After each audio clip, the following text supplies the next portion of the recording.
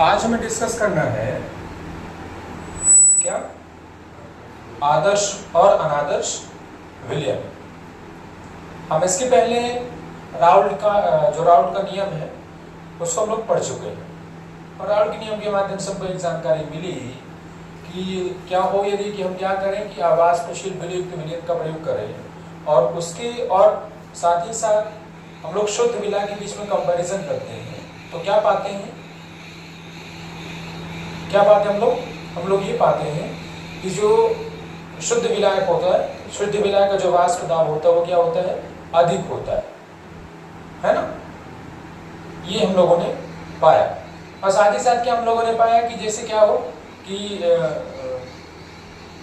वाष्प दाब का जो अपेक्षिक अपनमन होता है वो विलय की मोलों की संख्या की क्या होता है, बराबर होता है। इतना पढ़ा कि नहीं पढ़ा है? विलयन का जो वाष्प दाब का अपेक्षिक अपनमन है P0 - PS / P0 = N1/N1 + N2। इसकी क्या होता है, वो बराबर होता है। ठीक है ना, पढ़े नहीं पढ़े इतना? अब हम लोगों को आगे पढ़ना है। तुम लोगों ने पढ़ा होगा, एक कॉन्सेप्ट पढ़ा होगा, कौन सा, आदर्श गैस का। कभी न कभी पढ़ा होगा, पढ़े कि नहीं पढ़े? आइडल गैस सुने हो? मतलब वे गैसें, आदर्श गैस के जो कॉन्सेप्ट है वो ये है कि आदर्श गैसें वे होती हैं कि जो गैस नियमों का पालन करती हैं, सभी ताप और दाब पर क्या करती हैं, गैस नियमों का पालन करती हैं। गैस नियम कौन कौन से? तो इसमें आपके पास बॉयल का नियम था, चार्ल्स का नियम था, ग्राहम का नियम था, है ना। इन सभी नियमों का पालन करती है। आवोगाद्रो का नियम था। इन सभी नियमों का पालन जो गैसें करती हैं वो क्या कहलाती हैं, आदर्श गैसें कहलाती है। उसी से मिलता जुलता जो कॉन्सेप्ट है वो अपने पास है। अब कौन सा, आदर्श विलयन। पहली बात तो ये ध्यान में रखिए कि आदर्श कुछ होता ही नहीं इस दुनिया में। मतलब आइडल बोले तो आदर्श बोले तो आदर्श का मतलब क्या, इस दुनिया में, इस विश्व में, संसार में आदर्श कुछ है ही नहीं। सिर्फ क्या कल्पना करते हैं, बल्कि ऐसा अगर होता तो ऐसा हो जाता। समझ रहे? मतलब आदर्श, आइडल जो कुछ भी है वो होता ही नहीं है। ठीक है ना। जैसे हमने गैस के बारे में पढ़ा, वास्तविक तौर पर कहा जाता है, वास्तविक स्थिति ये है कि कोई भी गैस आदर्श हो ही नहीं सकती, यह होती ही नहीं है। एक्चुअल में कोई भी गैस आदर्श होती ही नहीं है। ठीक उसी प्रकार से आदर्श विलयन के संदर्भ में हम लोग बात करेंगे तो कोई भी जो विलयन है वो आदर्श हो ही नहीं सकता है, यह होता ही नहीं। बस हम लोग कल्पना करते हैं कि अगर ऐसा होता तो ऐसा हो जाता। समझ रहे हो क्या कहना चाहते हैं? क्या है इसमें कि आदर्श विलयन एक्चुअल में होता नहीं है। बस हम लोग क्या कर रहे हैं, कल्पना कर रहे हैं, अजम्पशन कर रहे हैं कि अगर ये परिस्थिति डालेंगे तो ऐसा हो सकता है कि इस प्रकार का विलयन प्राप्त हो। जैसे हम गैसों के संदर्भ में पढ़ते हैं कि अगर ऐसी परिस्थितियां होती तो हम लोगों को आदर्श गैस प्राप्त हो जाती। कि किसी तरह से आइडल सॉल्यूशन के बारे में हम लोग अजम्पशन करेंगे और साथ ही साथ वहां पे चर्चा करेंगे। अगर ऐसा हो जाए तो हो सकता है कि ऐसा मिल जाए, यहाँ पर ऐसी परिस्थिति उत्पन्न हो जाए। ठीक है, तो सबसे पहले आपको क्या हेडिंग डालना है, आदर्श विलयन, है ना।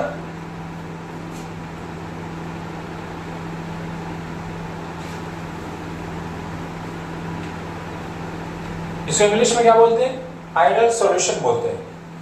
इंग्लिश में क्या बोलते हैं इसको, आइडल सॉल्यूशन।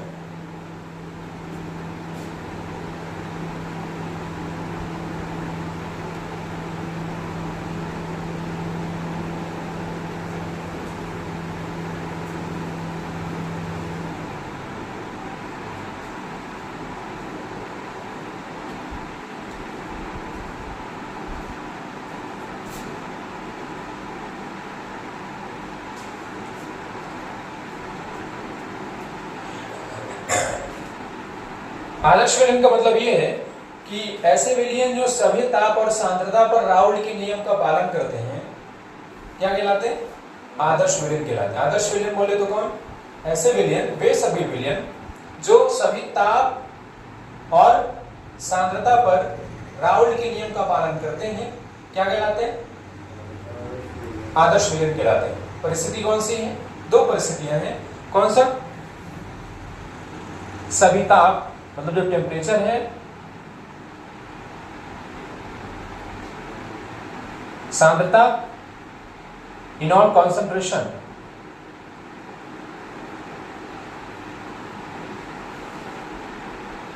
क्या होना चाहिए? टेम्परेचर एंड कॉन्सेंट्रेशन क्या होना चाहिए? यूनिफॉर्म होना चाहिए, है ना? जो सभी ताप और सांद्रता पर क्या करते हैं? ऐसे विलयन जो सभी ताप और सांद्रता पर राउल्ट के नियमों का पालन करते हैं या राउल्ट के नियम का पालन करते हैं, आदर्श विलयन कहे जाते हैं। ठीक है। और अनादर्श विलयन के संदर्भ में ये कह देंगे कि ऐसे विलयन जो सभी ताप और सांद्रता पर राउल्ट के नियम का पालन नहीं करते हैं, क्या कहलाते हैं? अनादर्श विलयन कहलाते हैं। नॉन आइडल सॉल्यूशन बोलते हैं, है ना? तो अगर नॉन आइडल और आइडल के बीच में हम लोग कंपैरिजन करना चाहेंगे तो इसके लिए क्या कंडीशन रहेगी? जो पहला हम लोग बनाएंगे, जिसका पहला हम लोग जो डेफिनेशन देख रहे हैं अनादर्श विलयन आदर्श विलयन के संदर्भ में, कि अनादर्श विलयन का जो परिभाषा है वो क्या है कि वे विलयन जो सभी ताप और सांद्रता पर राउल्ट के नियमों का पालन करते हैं आदर्श विलयन कहे जाते हैं। कि किसी प्रकार से अनादर्श विलयन के संदर्भ में जब हम लोग चर्चा करेंगे तो हम लोग बिल्कुल अपोजिट डेफिनेशन देख लेंगे। क्या देख लेंगे? कि ऐसे विलयन जो सभी ताप और सांद्रता पर राउल्ट के नियमों का पालन नहीं करते हैं, कौन से विलयन कहे जाते हैं? अनादर्श विलयन कहे जाते हैं। क्लियर है ये डेफिनेशन? ठीक है। डिफरेंस लिखने के लिए आता है कभी कभी 2 नंबर में, कभी कभी पूछ लेते हैं या फिर परिभाषा के तौर पर पूछ लेता है कि आदर्श विलयन किसे कहते हैं, उदाहरण से लिखिए। ठीक है। या फिर आदर्श और अनादर्श विलयन के मध्य अंतर स्पष्ट कीजिए। आमतौर पर त्रैमासिक या अर्धवार्षिक में आप लोगों को देखने के लिए मिल जाता है। ठीक है। ये पर मान लीजिए कि अगर ईयरली एग्जाम में पूछा जाएगा तो उस परिस्थिति में भी आपके पास ये सिद्धांत क्लियर, ये कॉन्सेप्ट क्लियर होना चाहिए कि आदर्श विलयन इसे कहते हैं और अनादर्श विलयन किसे कहते हैं। आदर्श का मतलब क्या है? वे विलयन या वे सभी विलयन जो सभी ताप और सांद्रता पर राउल्ट के नियम का पालन करते हैं, क्या कहलाते हैं? आदर्श विलयन कहे जाते हैं। अनादर्श में क्या है? वे सभी विलयन जो सभी ताप एवं सांद्रता पर राउल्ट के नियम का पालन नहीं करते हैं, अनादर्श विलयन कहे जाते हैं। ठीक है। क्लियर? चलिए लिख लिया, इसका डेफिनेशन लिख लिया क्या? आदर्श का। अनादर्श अलग से हेडिंग डलवाएंगे। ठीक है। अनादर्श की जो हेडिंग रहेगी, जो शीर्षक होगा, अलग ढंग से लिखवाएंगे इसको।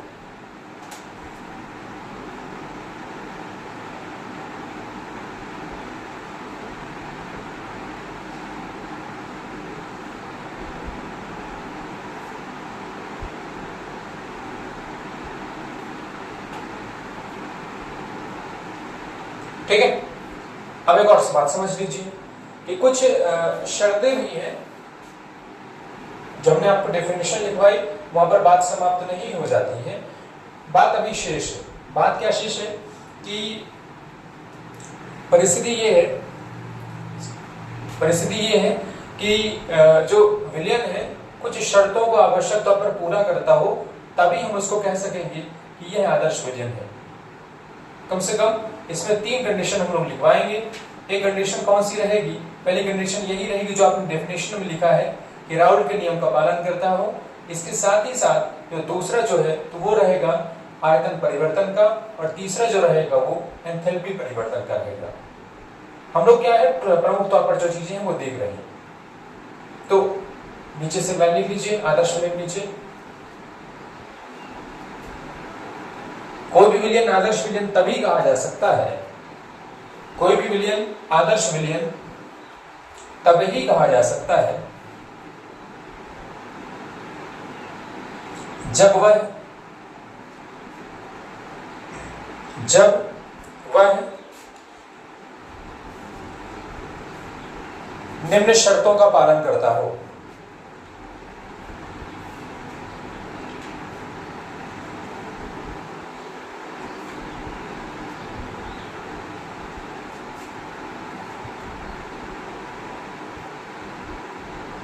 जब वह निम्न शर्तों का पालन करता हो।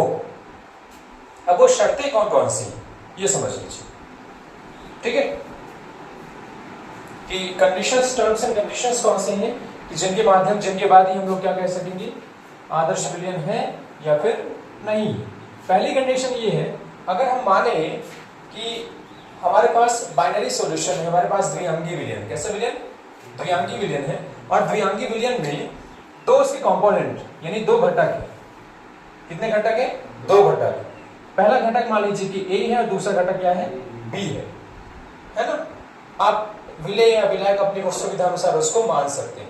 हम ये मान लेते हैं कि जो A घटक है, तो A घटक का जो आंशिक दाब है वो कितना है, PA, पार्शियल जो प्रेशर है कितना, वो PA है, और B का कितना है, PB, ठीक है। तो इन दोनों घटकों के आंशिक दाब का मान इस विलयन के कुल वाष्प दाब के बराबर होना चाहिए। पहली कंडीशन कौन सी है कि अगर मान लीजिए किसी विलयन के घटक कौन है, A और B है, और उनके आंशिक वाष्प दाब का मान कितना है, PA और PB है, तो इन दोनों का जो योग है इसके इस विलयन की, संबंधित विलयन के वाष्प दाब के बराबर होना चाहिए। पहले हिंदी लिख लो, पहला पॉइंट करके। यदि किसी विलयन के घटक A और B हो, यदि किसी विलयन के घटक A और B हो,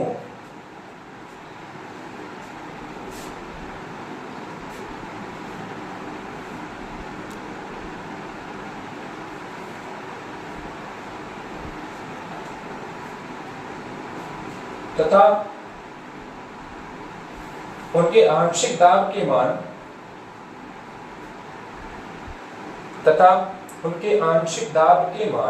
क्रमशः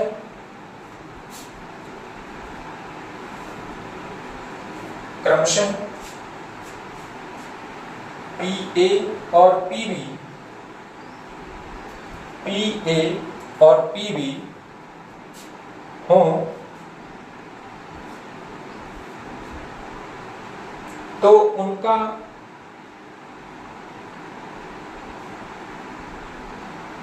कुल योग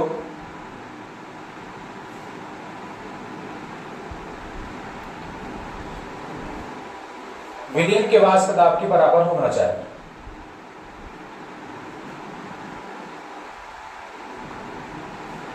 विलयन के वाष्प दाब के बराबर होना चाहिए।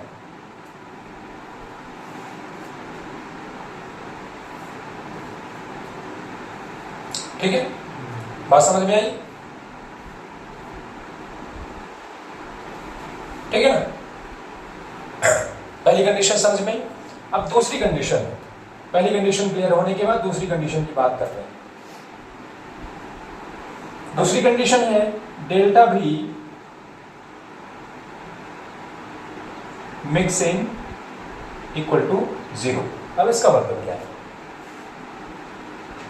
अब इसका मीन्स क्या है। हम कल बात कर रहे थे कि जो राउंड का नियम है वो सिर्फ एक जगह लागू नहीं होता, सिर्फ दो जगह पे लागू होता है। कल परसों में बात की थी, क्या बात की थी इसमें, आप लोगों को अगर याद हो तो हम लोग क्या करेंगे, अगर A प्लस B मिलाते हैं, अगर अपने को मिलता है C मिलता है, दो कंडीशन थी हमारे पास कि A प्लस B मिलाते उसके बाद C मिलता है। पहले अगर मान के चलिए कि अगर एक इसमें जो A कंपोनेंट है, अगर मान लीजिए कि ऐसा सॉलिड है और इसमें क्या है, ये लिक्विड है, ये लिक्विड ही रहेगा, मान लीजिए जो विलायक हो वैसा वो लिक्विड ही रहेगा, तो इन दोनों कंडीशन पे क्या हो सकता है कि राउंड का नियम लागू हो सकता है। बात की थी ना कि अगर विलय कहाँ हो, वाष्पशील अवस्था में हो, और विलाय कहाँ हो, वो भी वाष्पशील अवस्था में हो, तब भी क्या होगा, राउंड का नियम लागू होगा, बताया था ना। तो ये यहाँ पे ऐसा लागू, यहाँ पे क्या करना, देखो डेल्टा भी क्या है, यहाँ भी का मतलब क्या है, वॉल्यूम। भी का मतलब क्या है, वॉल्यूम है ना, और डेल्टा भी मतलब वॉल्यूम परिवर्तन, मतलब जो वॉल्यूम का जो चेंजेस है, वॉल्यूम जो चेंज है या आयतन परिवर्तन, वो आयतन परिवर्तन मिक्स करने के बाद कितना होना चाहिए, इसमें 0 होना चाहिए। अब इसका शब्दशः मतलब समझ लो, इसका शब्दशः क्या मतलब होता है। इसका मतलब जो होता है, मतलब ये होता है कि मान लीजिए हमारे पास दूसरा टाइप का कंडीशन है, कौन सा, लिक्विड प्लस लिक्विड वाली। तो जब लिक्विड होगा तो लिक्विड का अपने एक आयतन होगा, अपने एक अलग वॉल्यूम होगा, अपना क्या होगा, एक अलग वॉल्यूम होगा। तो अगर इन दोनों को हम नहीं मिला रहे हैं, इनको मिलाने से पहले इनका जो आयतन है ए और बी का आयतन, इन दोनों को मिलाने के पहले अगर मापते हैं और मिलाने के बाद अगर मापते हैं, क्या करें, हमारे पास ए का पहले वॉल्यूम मापते हैं, फिर बी का वॉल्यूम मापते हैं, ठीक है। अब फिर इन दोनों को मिक्स कर देते हैं, मिक्स करने के बाद अपने को सी मिलता है, तो सी का जो वॉल्यूम होना चाहिए इन दोनों के वॉल्यूम के इक्वल होना चाहिए। मतलब मिक्सिंग के पहले का जो वॉल्यूम होगा वो मिक्सिंग के बाद का वॉल्यूम क्या होना चाहिए, बराबर होना चाहिए। यही लिखा हुआ है कि delta B mixing equal to 0, है ना। अगर घटकों के जो आयतन है उनको मिलाने के पहले के जो आयतन होंगे और मिलाने के बाद के जो आयतन होंगे उन दोनों का मान कैसा होना चाहिए, इक्वल होना चाहिए। मतलब delta mixing equal to 0। Delta B क्या है यहाँ पे, आयतन परिवर्तन। तो आयतन परिवर्तन मिक्सिंग के बाद कितना होना चाहिए, 0 होना चाहिए। परिवर्तन मतलब कितना होना चाहिए, 0 होना चाहिए। कब, मिश्रित करने के पश्चात। बात समझ में आई। Delta B mixing equal to 0 means क्या है, इसका मतलब क्या है, क्या मतलब इसका, कि अगर हम दो कंपोनेंट को मिला रहे हैं, हमारे पास दो कंपोनेंट है, मान लीजिए दो घटक है ए और बी हैं, तो उनकी जो आयतन होंगे, तो मिलाने से पहले के जो आयतन होंगे मिलाने के बाद के आयतन के क्या होना चाहिए, बराबर होना चाहिए। अर्थात कोई परिवर्तन नहीं होना चाहिए। अगर परिवर्तन हो जाएगा तो वो कहां पहुंच जाएगा, वो अनादर्श विलयन। अगर ये बराबर नहीं रहेगा, पहला वाला जो बराबर नहीं रहेगा, तो कहां पहुंच जाएगा, वो अनादर्श विलयन में। Delta B mixing equal to अगर 0 के बराबर नहीं है तो विलयन कैसा है, वो अनादर्श विलयन। बात समझ में आ रही है। तो चलिए लिख लीजिए हिंदी।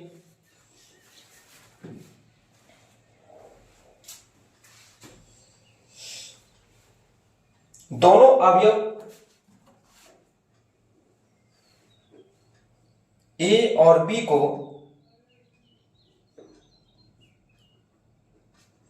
मिलाने पर विलयन का आयतन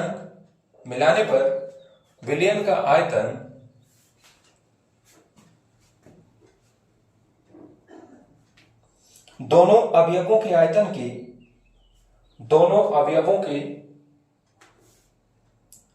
के योग के बराबर होना चाहिए। दोनों अवयवों के आयतन के योग के बराबर होना चाहिए।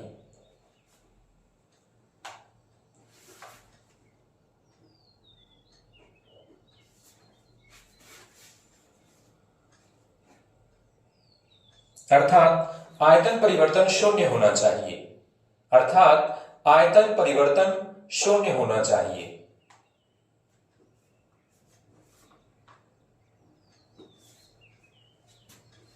है ना। अर्थात आयतन परिवर्तन कितना होना चाहिए, शून्य होना चाहिए। अब नीचे लिख लेना है आपको, delta B mixing equal to 0। नीचे लिख लीजिए उसी की जो हिंदी आपने लिखा है।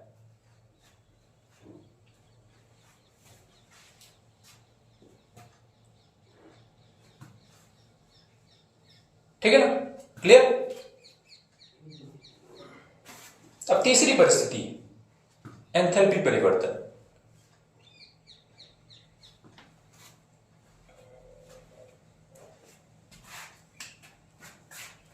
तीसरी कौन सी कंडीशन है, वो डेल्टा एच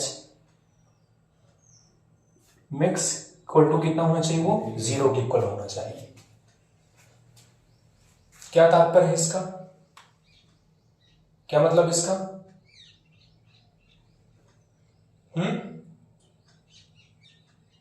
एंथैल्पी मतलब सीधे सीधे आप समझिए अपनी लैंग्वेज में ऊर्जा।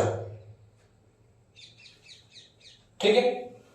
अगर मान लीजिए कि ये अब वही लैंग्वेज हम यूज कर रहे हैं वॉल्यूम वाली, कि अगर मान लीजिए कि हमारे पास दो कंपोनेंट है ए और बी है, इनको मिलाने से पहले इनकी ऊर्जा हम लोग माप लेते हैं और मिलाने के बाद अगर ऊर्जा मापते हैं तो उन दोनों में कोई परिवर्तन नहीं होना चाहिए। अर्थात न तो ऊर्जा का अवशोषण होना चाहिए और ना तो उत्सर्जन होना चाहिए। मतलब ना तो एंडोथर्मिक प्रक्रम होना चाहिए, प्रोसेस होना चाहिए, और ना ही एक्सोथर्मिक प्रोसेस होना चाहिए। जो ऊर्जा का मान है वो कैसा होना चाहिए, इक्वल होना चाहिए। है ना, चेंजलेस होना चाहिए, कोई परिवर्तन वहां पर नहीं होना चाहिए। अगर परिवर्तन अगर जीरो के इक्वल नहीं आए, delta H mix equal to not zero, अगर जीरो के बराबर नहीं होगा डेल्टा एच, तो क्या हो जाएगा, वो अनादर्श विलयन हो जाएगा।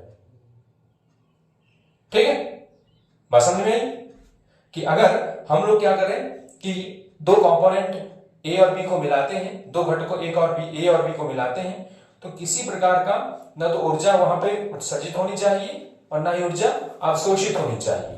अगर अवशोषित या उत्सर्जित हो जाती है ऊर्जा, तो कहां पहुंच जाएगा, वो अनादर्श विलयन में पहुंच जाएगा। बात समझ में आई?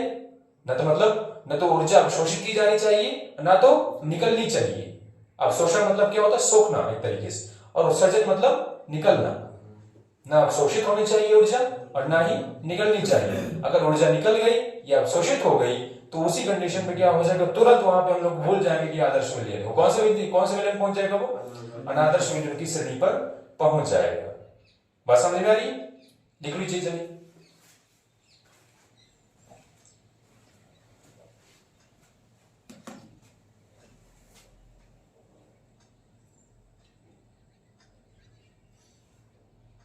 दोनों अवयव ए और बी को मिलाने पर एंथैल्पी परिवर्तन, दोनों अवयव ए और बी को मिलाने पर एंथैल्पी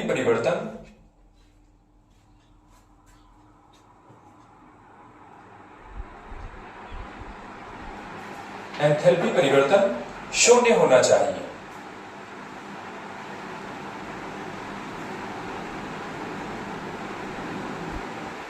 अर्थात ना तो ऊर्जा का उत्सर्जन हो,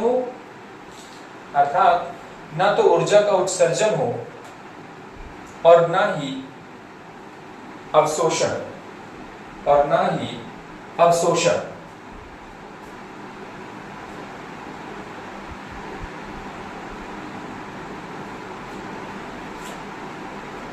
ठीक है, क्लियर? नीचे लिख लीजिए delta H mix equal to 0।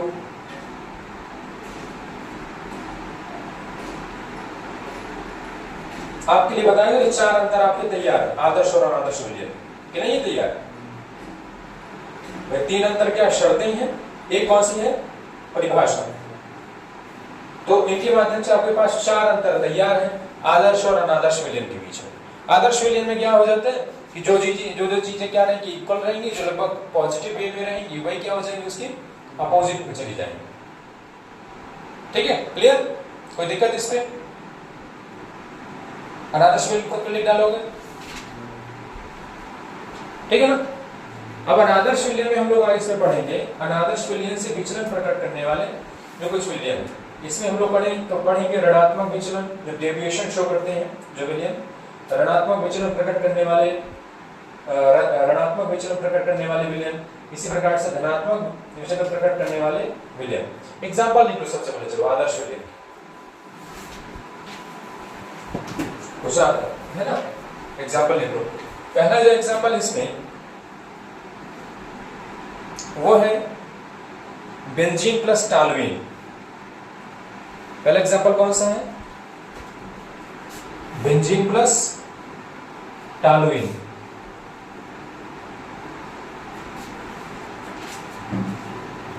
Benzene का फॉर्मूला क्या होता है, C6H6, और टालुइन का C6H5CH3। Benzene plus toluene. दूसरा लिख लो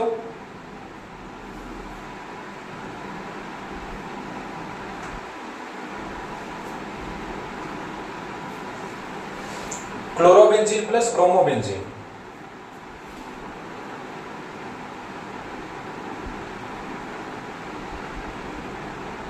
chlorobenzene plus bromobenzene.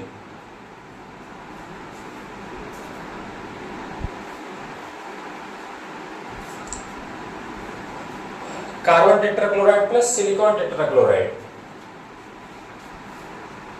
CCl4 plus SiCl4।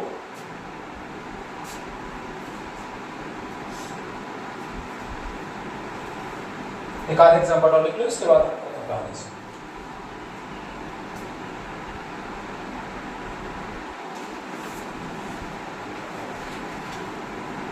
Methyl alcohol plus ethyl alcohol, methyl alcohol plus ethyl alcohol, अर्थात क्या CH3OH plus C2H5OH, methyl alcohol plus ethyl alcohol, है ना। तो ये आपके पास हमने 4 एग्जांपल करवा दिए, ये आदर्श विलयन के एग्जांपल, ठीक है ना।